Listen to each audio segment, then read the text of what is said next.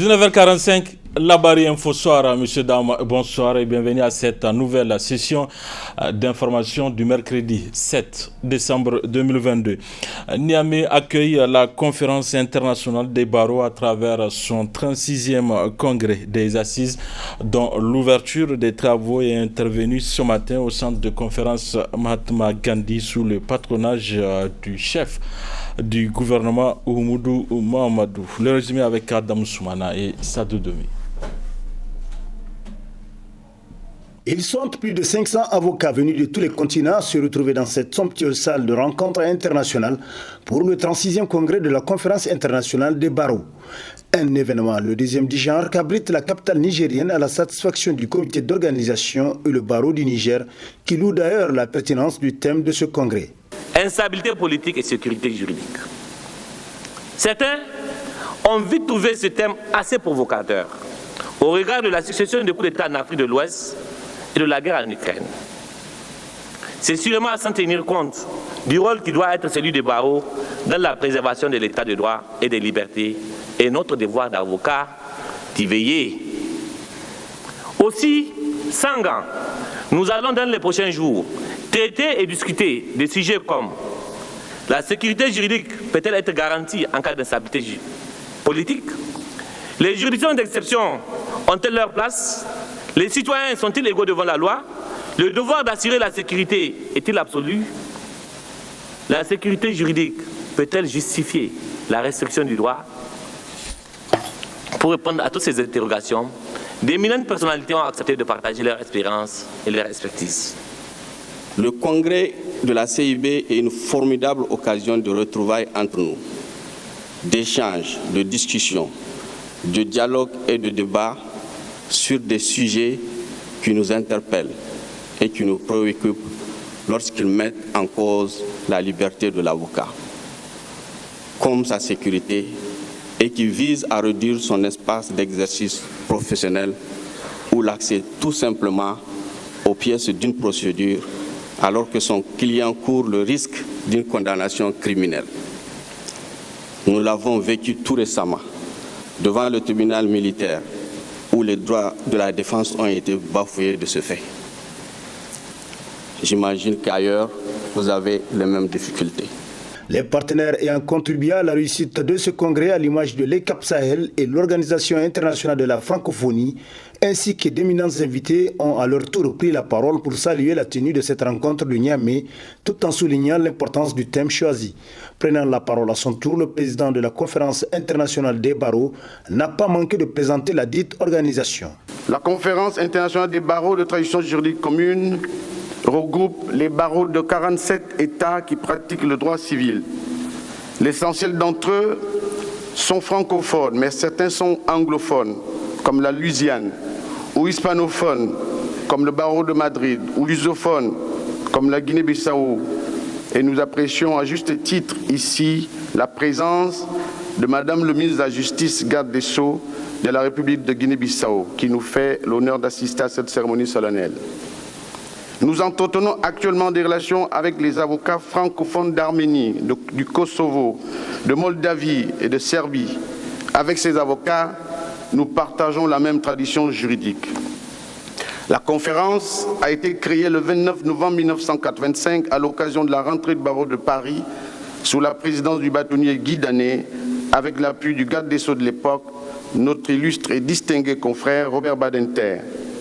Les bâtonniers présents pensaient en ce temps-là qu'il était utile de rassembler les barreaux qui partagent la même culture pour s'enrichir mutuellement de nos diversités, affirmer notre solidarité dans la défense de la défense et l'universalité de notre idéal dans le respect de la sécurité juridique. Ce 36e congrès de la conférence internationale des barreaux, faut-il le souligner, est co-parrainé par le président nigérien Mohamed Bazoum et son homologue de la Guinée-Bissau, dont leurs messages ont été livrés à l'assistance par leurs représentants. Les avocats doivent continuer à lutter en faveur de la primauté du droit, de l'égalité de traitement des citoyens devant la loi et pour la promotion de la justice sociale. Je suis convaincu qu'à l'issue de vos délibérations, d'importantes décisions seront prises allant dans le sens de renforcer des efforts en cours au niveau de nos pays et au sein de notre organisation sous-régionale, la CEDEAO. J'aimerais une fois de plus féliciter les promoteurs de cet important événement, de même que tous les participants pour votre engagement et votre contribution en faveur de la paix, de la stabilité, de la sécurité en Afrique occidentale et sur l'ensemble du continent en général. Le thème de votre conférence touche à des questions essentielles qui figurent au rang des priorités du gouvernement. Je reste donc très attentif et impatient de recevoir les conclusions auxquelles déboucheront cette rencontre. À noter que des ateliers de discussion et tables rondes sont au menu de ce 36e congrès qui verra la finale du concours international d'art oratoire de la conférence internationale des barreaux en partenariat avec l'Organisation internationale de la francophonie, mais aussi et surtout le renouvellement du tiers des administrateurs et la désignation du barreau hôte du 39e congrès de la conférence internationale des barreaux 2025. Ouverture séjour 7 décembre à l'hôtel Radisson Blu de Niamey des assises années à l'international du cercle de réflexion et d'échange des administrations fiscales CREDAF. C'était en présence des responsables des administrations fiscales, des membres du CREDAF, Boubacar Ibrahim, Boubacar Souley. Mais lorsque tu gagnes, tu glorifies ton intellect et toi le religieux. C'est au nom de Dieu que tu gagnes ton argent. C'est par ces quelques mots de l'artiste slammer qu'a débuté les activités du séminaire international conjointement organisé par la Direction générale des impôts DGI et le cercle de réflexion et d'échange des dirigeants des administrations fiscales CREDAF. Il s'agit ainsi à travers cette rencontre qui a pour thème l'état des lieux des stratégies et actions de promotion du civisme fiscal de contribuer à rendre beaucoup plus performantes les administrations fiscales des pays membres du CREDAF pour une mobilisation efficiente des recettes. Le civisme fiscal est une définition simple. Dans sa définition simple, c'est l'accomplissement volontaire des obligations fiscales. L'impôt est partout un devoir, en effet. Dans le rapport à ce devoir de s'acquitter de ses contributions, la perception change en fonction des juridictions fiscales. Les déterminants du civisme fiscal sont en effet nombreux, avec aux antipodes la connaissance des obligations fiscales et la qualité de la dépense publique. Prononçant son discours, la secrétaire générale du CREDAF a tout en saluant la tenue des assises à Niamey, laissé entendre que la promotion du civisme fiscal permettra de répondre à un certain nombre de préoccupations qui freinent la mobilisation des ressources.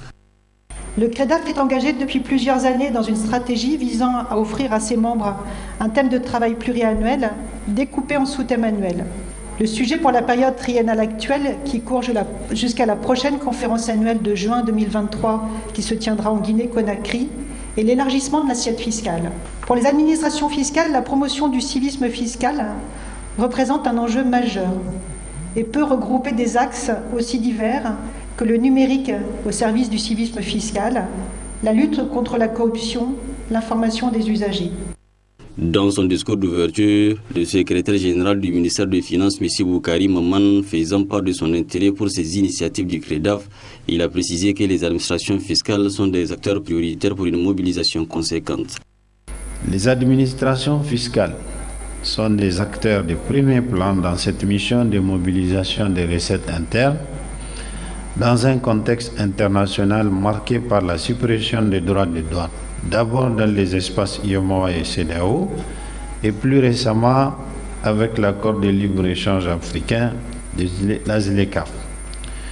Pour relever efficacement les défis, elles doivent concevoir et appliquer des stratégies et actions ciblées sur des sujets de préoccupation communes. C'est pour cela le thème de ce séminaire que le civisme fiscal est une préoccupation majeure pour le Niger, à l'instar de tous les autres pays en développement.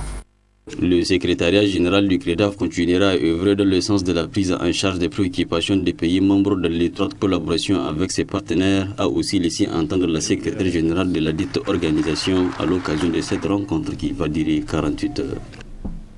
Le centre de recherche médicale et sanitaire à Sermes a commémoré ce jour 7 décembre le bicentenaire de Louis Pasteur. À cette occasion, une journée porte ouverte a été initiée à l'intention du public, particulièrement les scolaires. Le point avec Adam Soumana et Alidou Brema. Il s'agit là des laboratoires du centre de recherche médicale et sanitaire Sermes qui reçoivent ainsi la visite du public afin d'édifier davantage ce dernier sur le travail abattu par les chercheurs dans ce centre. Une initiative sur laquelle la directrice générale du Sermes nous donne plus de détails. Nous sommes en train donc d'organiser la semaine du bicentenaire de la naissance de Louis Pasteur. Donc 1822-2022, on est tous d'accord que ça fait 200 ans. Donc à côté donc de cette semaine, on s'est dit alors pourquoi ne pas faire ouvrir les portes pour les jeunes, pour que ça crée de l'émulation en eux, qu'ils sachent que les sciences qu'on est en train de leur enseigner en classe là, ils ont à côté l'application donc de ces sciences. Et c'est ça l'idée. Et aussi ça peut tenir en place au lieu des sorties pédagogiques qui sont en train de disparaître dans certaines écoles.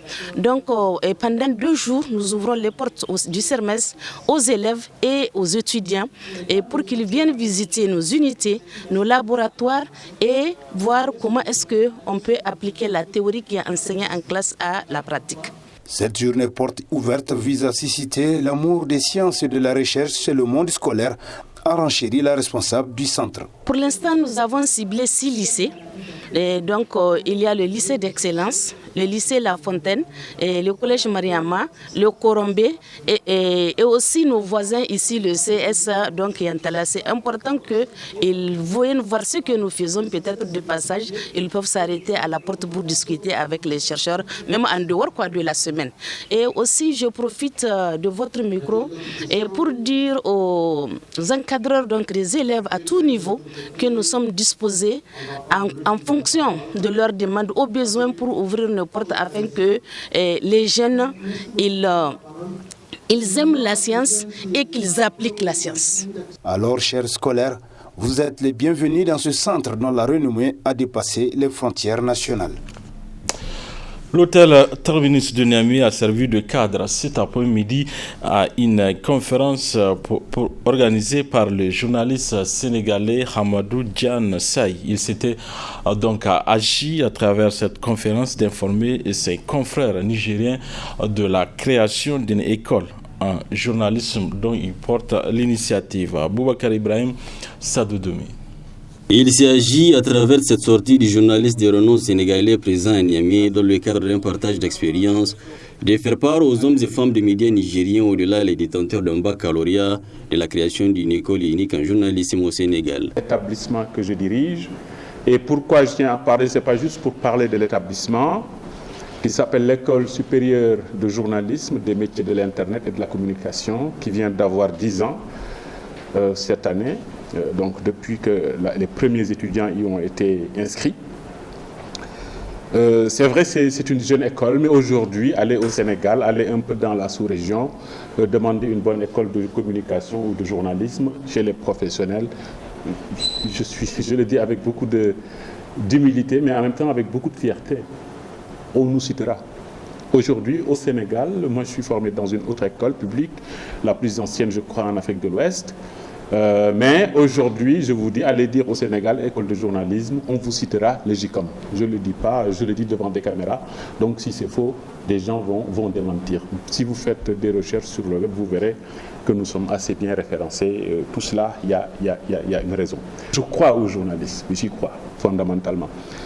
Je crois à la force du journalisme pour changer les choses. Je crois au besoin d'avoir des journalistes qualifiés, expérimentés, respectés, dans nos pays.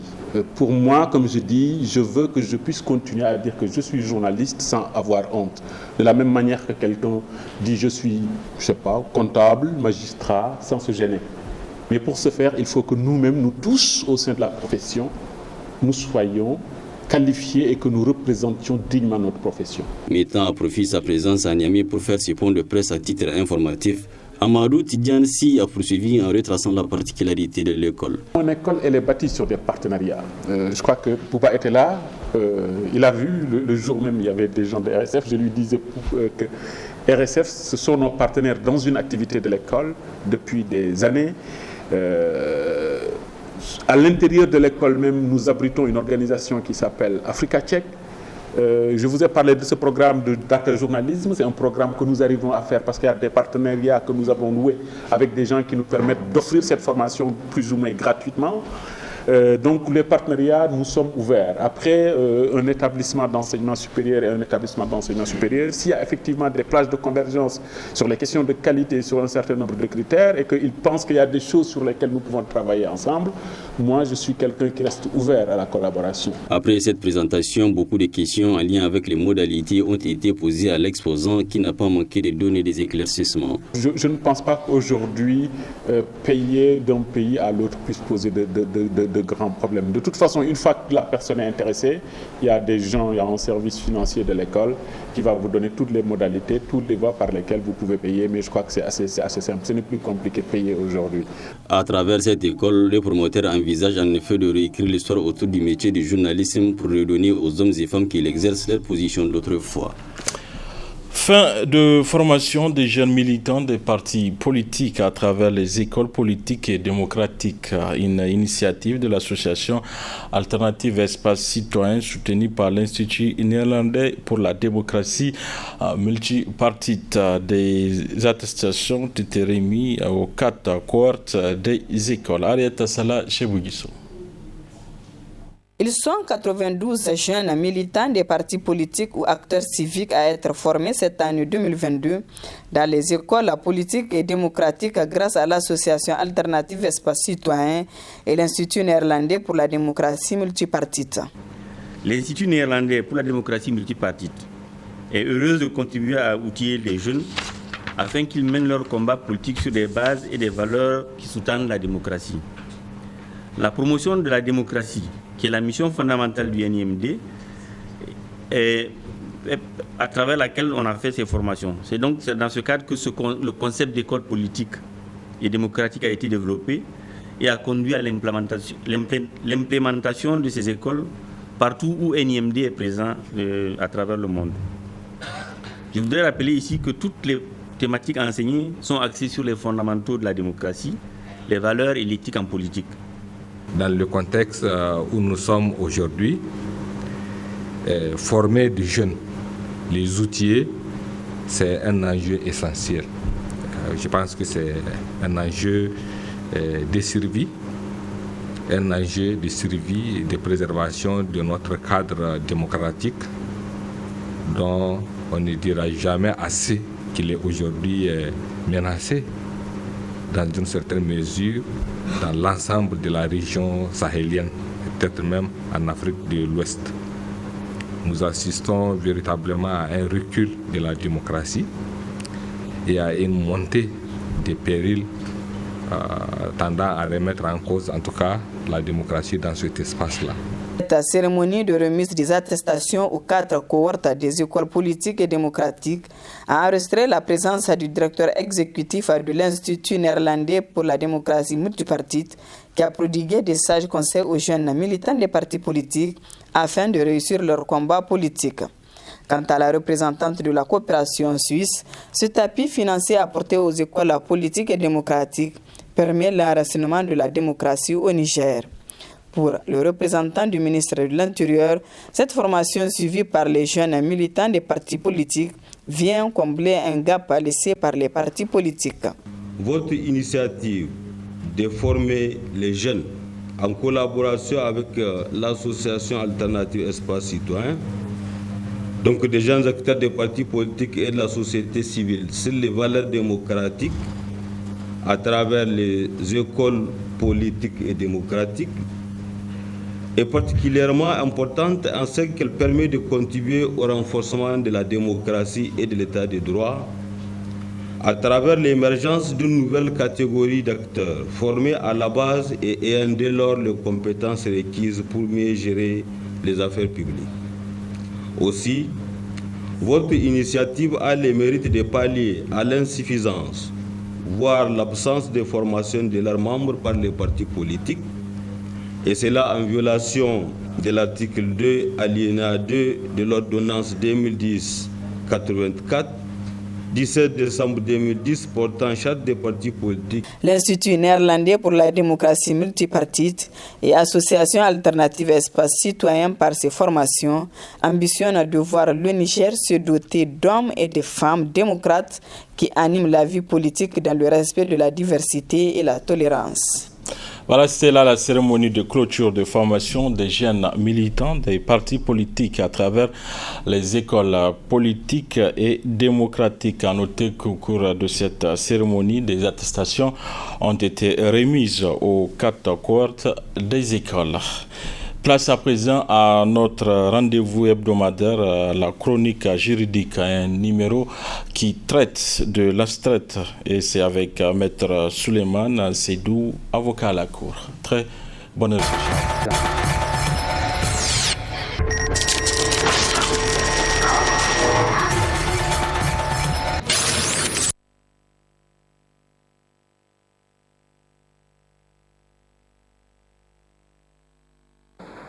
L'astreinte, en réalité, est un moyen utilisé par le juge au fin de s'assurer qu'une obligation mise à la charge d'une des parties au procès est exécutée. Lorsque vous êtes par exemple en procès avec une tierce personne, cette tierce personne peut être condamnée par exemple à vous payer une somme d'argent. Alors, pour s'assurer effectivement que la personne payera cet argent, le juge peut condamner cette personne à s'exécuter sous astreinte. L'astreinte, en réalité, est un moyen de contrainte qui consiste à condamner une personne à payer une somme d'argent lorsque cette personne se refuse à exécuter une décision de justice qui est devenue définitive. Alors, lorsque la décision est définitive, vous devez vous exécuter volontairement. C'est ça le principe. Lorsque la décision est définitive, vous devez vous exécuter volontairement. Mais il arrive qu'il y ait des débiteurs récalcitrants ou des personnes qui refusent d'exécuter des décisions de justice. Alors, s'il faille contraindre cette personne à exécuter la décision de justice, il faut que cette décision soit en tout cas que le débiteur soit condamné à s'exécuter sous astreinte, de telle sorte que l'astreinte qui est fixée d'office par la juridiction ou parce que l'une des parties fait la demande, lorsque la décision est assortie d'astreinte, on vous fait en réalité injonction de payer ou d'exécuter la décision, faute de quoi, chaque jour qui passe, vous allez payer entre griffes ce qu'on appelle des pénalités. Vous êtes en procès avec une personne, vous avez une décision devenue définitive, la décision fait obligation à l'autre partie de vous payer 5 millions de francs CFA. La décision peut être assortie de l'astreinte, c'est-à-dire quoi? On dira dans la décision que si vous ne payez pas les 5 millions de francs CFA, chaque jour de retard qui passe, vous allez payer par exemple 100 000 francs de plus. De telle sorte que si vous faites 2 jours que vous n'exécutez pas la décision, ça fera 100 000 francs multipliés par 2 qui viendront s'ajouter aux 5 millions de francs CFA. Si vous partez vous asseoir à la maison parce que vous voulez faire de la résistance, vous faites 1 mois, 2 mois, 3 mois, 4 ans ou même 1 année sans pour autant exécuter la décision, l'astreinte continue toujours à courir de telle sorte que on va venir faire ce qu'on appelle une liquidation d'astreinte, demander au juge de constater que le débiteur ne s'est pas exécuté et que l'astreinte que le juge a fixée, voici le montant auquel l'astreinte s'élève. Donc on fera par exemple les 100 000 francs par jour, multiplié par le nombre de jours que tu as eu à faire sans pour autant exécuter la décision. De telle sorte que de 5 millions de francs CFA, vous pouvez vous retrouver à payer 5 millions de francs CFA, plus les astreintes qui peuvent même aller à 5 millions, 6 millions, 7 millions, 10 millions ou 20 millions de francs CFA, en fonction du temps que vous mettez à ne pas exécuter la décision. C'est en réalité une épée de Damoclès qui pèse sur la tête du débiteur pour l'amener à exécuter la décision que le juge a rendue. Alors, les cours et les tribunaux peuvent donc soit d'office prononcer l'astreinte, ordonner l'astreinte, pour s'assurer de l'exécution de leur décision, ou ils le font à la demande de l'une des parties. L'une des parties au procès peut demander au juge, s'il rend sa décision, d'assortir sa décision d'astreinte parce que le débiteur est de mauvaise foi. Pour qu'il puisse s'exécuter rapidement, il faudrait que la décision soit assortie de l'astreinte. La juridiction va apprécier s'il y a lieu d'assortir la décision d'astreinte ou pas. Alors, lorsque la décision est assortie d'astreinte, vous devez venir en ce qu'on appelle liquidation d'astreinte devant la même juridiction qui a prononcé l'astreinte. Vous ne pouvez pas aller devant une autre juridiction que celle qui a eu à prononcer l'astreinte. Donc, l'astreinte, en réalité, est différente des dommages et intérêts. Ce n'est pas la même chose. Il y a des dommages et intérêts. Il y a également l'astreinte qui, en réalité, est un moyen combinatoire qui est utilisé par le juge afin de s'assurer de l'exécution de sa décision. Le but de l'astreinte, c'est que la personne puisse payer. Si on condamne la personne à payer 5 millions de francs CFA plus des astreintes de 100 000 francs par jour de retard, si la personne fait un mois sans payer, vous venez en liquidation d'astreinte, vous calculez le montant que l'astreinte fera, ça fait 100 000 francs multiplié par 30 jours, puisque le mois fait 30 jours, vous allez avoir ce montant qui va venir s'ajouter sur les 6 et 5 millions de francs CFA. S'il vient payer l'intégralité de ce montant, l'astreinte tombe automatiquement parce qu'il s'est exécuté. Lorsqu'il ne paye pas, l'astreinte continue à courir. L'astreinte continue à courir jusqu'au jour où vous, créancier, vous estimez que vous avez eu suffisamment de montant en ce qui concerne l'astreinte. Vous pouvez faire ce qu'on appelle une procédure d'exécution forcée contre cette personne-là. Si la personne se refuse de s'exécuter malgré l'astreinte, vous avez liquidé l'astreinte, vous avez eu une somme d'argent, vous pouvez procéder à ce qu'on appelle des saisies. Ça peut aller jusqu'à la saisie immobilière que nous avons vu la semaine passée. Si le monsieur a des biens immeubles, le créancier peut procéder à la saisie de ces biens immeubles, les vendre et se faire payer son montant des 5 millions de francs CFA, plus les astreintes qui ont été liquidées. Si ce n'est pas par la procédure de saisie immobilière, on peut aller, par exemple, dans les institutions financières de la place pour voir est-ce que vous avez un compte bancaire et est-ce qu'il y a de l'argent dans ce compte bancaire-là. À travers une issue de justice, on peut saisir et bloquer l'intégralité de vos comptes bancaires que vous avez et bloquer l'argent que vous avez dans ce compte bancaire. Au surplus, l'huissier vous pouvez avoir des biens meubles, vous pouvez avoir un véhicule dans lequel une moto, pour parler banalement, ou en tout cas des biens de valeur, on peut venir les saisir et les vendre également pour que le créancier puisse rentrer dans ses droits.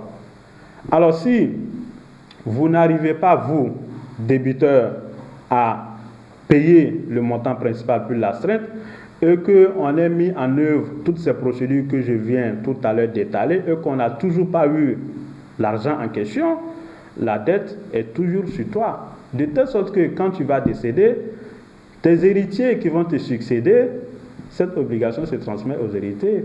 On va continuer la procédure sur les héritiers. Donc s'il y a un bien dans la communauté, ce bien-là sera nécessairement saisi.